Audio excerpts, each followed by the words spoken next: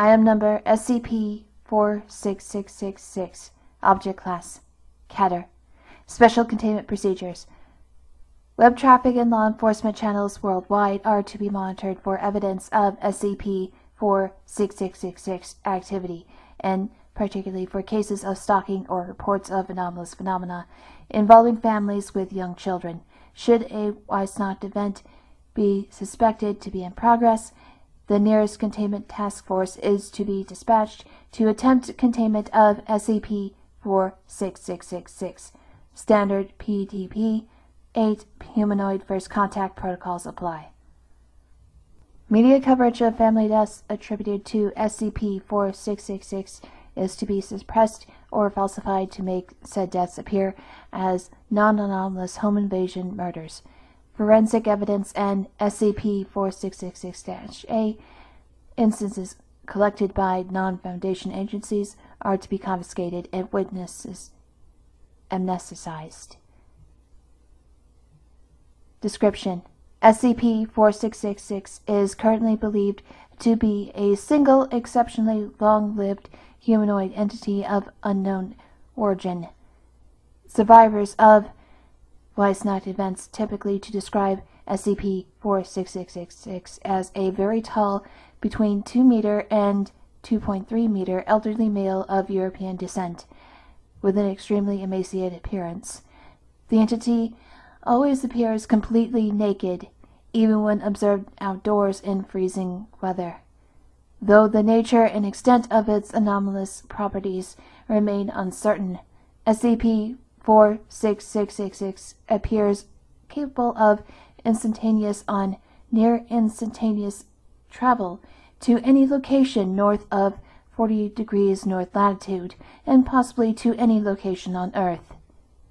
SCP-46666 activity occurs exclusively within a period of 12 consecutive nights every year, from the night of December 21st to 22nd to the night of January 1st to 2nd. This period is known as SCP-46666 active phase. During this phase, and what are termed Weissnacht events, SCP-4666 will appear at dwellings in one or multiple locations north of 40 degrees north latitude. In all known Weissnacht events, these dwellings have shared the following characteristics: isolated rural location, home to a family with at least one child under the age of 8, and situated in an area with snow cover lasting throughout the duration of the event. Weissnacht events consist of the following general progression. Nights 1 through 7, children will report seeing SCP-4666 in the vicinity of their family's dwelling. The entity will typically be observed watching the dwelling from a distance, such as from across a nearby field or from the edge of a neighboring forest. In some cases, children will report waking up at night to find SCP-4666 watching them sleep through a window. Nights 8 through 11, family members, including the parents, will report sounds of footsteps coming from the roof or the attic. An extremely unpleasant odor will also frequently be noticed inside the dwelling. No cause for these phenomena will be found. As a result, parents will often begin to suspect that their family is being stalked, or even that their dwelling might be haunted. Night 12. Over the course of the night, one of two scenarios will occur. The first and most common is that SCP-46666 will kill all members of the family save for one child under the age of 8, whom it will abduct. SCP-4666 will inflict incapacitating injuries to family members while they are sleeping, then herd them into a single room of the dwelling where it will proceed to kill them in view of each other. The method of killing varies with the event and will typically be preceded by some form of torture which appears to serve a ritualistic purpose. See Weissnacht events log below. In the second scenario, which has occurred in roughly 15% of the Weissnacht events, SCP-4666 will not harm the family. Family members will report hearing footsteps inside their dwelling during the night, though no signs of forced entry will be found. In the morning, children will discover presents at the foot of their beds. These will consist of toys crudely crafted from the remains of human children. See SCP-4666-A instance log below.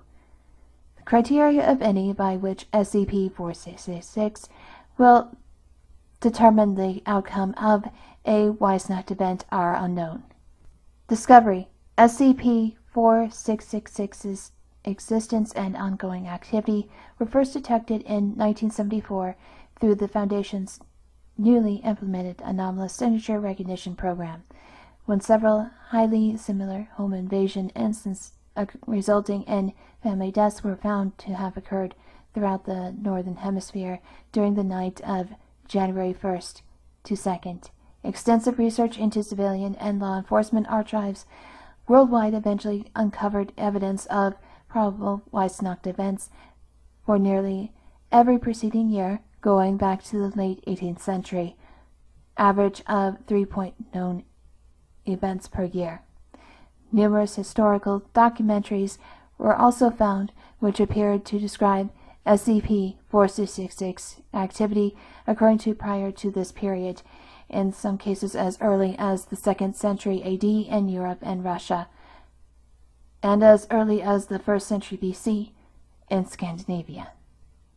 Fingerprints belonging to the same humanoid entity have been discovered at the locations of all Foundation-investigated Weisnacht events. These have been matched to a partial fingerprint found preserved in dried blood on a recovered SCP-4666-A instances dating from 1873. The fingerprints present characteristics not known to occur in human beings. See image. Human-like white hairs were also recovered from the locations of several Weisnacht events, though no DNA, human or otherwise, could be extracted from them. Addendum 4666-01. On February 1st, 2018, several SCP-4666-A instances were discovered at a family's residence in Hunna, Alaska, following the conclusion of Weisnacht event #060198.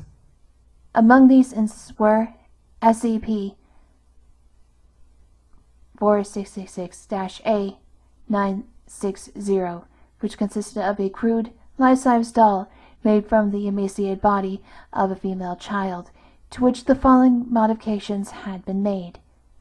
A dress made from various pieces of dirty, discolored clothing had been sewn around the body and in several places into the body's skin. The mouth had been sewn shut with thread made from human tendons, and the lips painted red with a solution consisting primarily of human blood. The fingernails of another child had been glued over the body's fingernails with the pine resin. These had been painted red with the same human blood-based solution. 3 of the body's fingers were missing. The entire scalp had been removed from the head, and the scalp of another child with long blonde hair sewn onto the head in its place. The hair had been tied into 2 braids. Both eyes had been removed, and 2 large round pebbles, on which the eyes had been crudely painted, placed into the empty orbits. Upon examination by the family, the child from whom the doll had been made was found to be still alive, albeit unconscious. Authorities were notified, and the child was airlifted to Violet Regional Hospital in Juneau, Alaska, where she survived for 18 hours. 2 Foundation agents were dispatched and were able to interview the subject. See interview log below. Following the subject's death, her body was confiscated by the agents and all witnesses amnesticized as per standard procedure. DNA testing revealed the subject had been Ekaterina Morozova, age 7, a known abduction victim of SCP-4666, taken from her family's residence in Dubhova, Russia, on February 2nd, 2016. Autopsy of the subject's body showed she had been severely malnourished during the 2 years following her abduction. which had resulted in considerable stunting. Weight was only 15 kilograms, height was only 90 centimeters. A number of scars and burns were present on her skin, and she had suffered 2 bone fractures, left tibia and left ulna, that had not been reset and had healed improperly. Hands were heavily calloused. Cause of death was attributed to multiple organ failure, resulting from severe sustained malnourishment. Access document 46666-V35814 interview log. Footnotes. Analysis of recovered police photographs has shown the size, shape, and configuration of SCP-4666's teeth did not match those of a human being or any other known animal. Also known as ASRP, this program marked the Foundation's first use of algorithms as a means of detecting anomalous phenomena. Recordings of this interview are currently being studied by the Department of Linguistics, as the language spoken by the subject was later found to match no known language, living or dead. Early indications are that it might be related to pre-Proto-Germanic.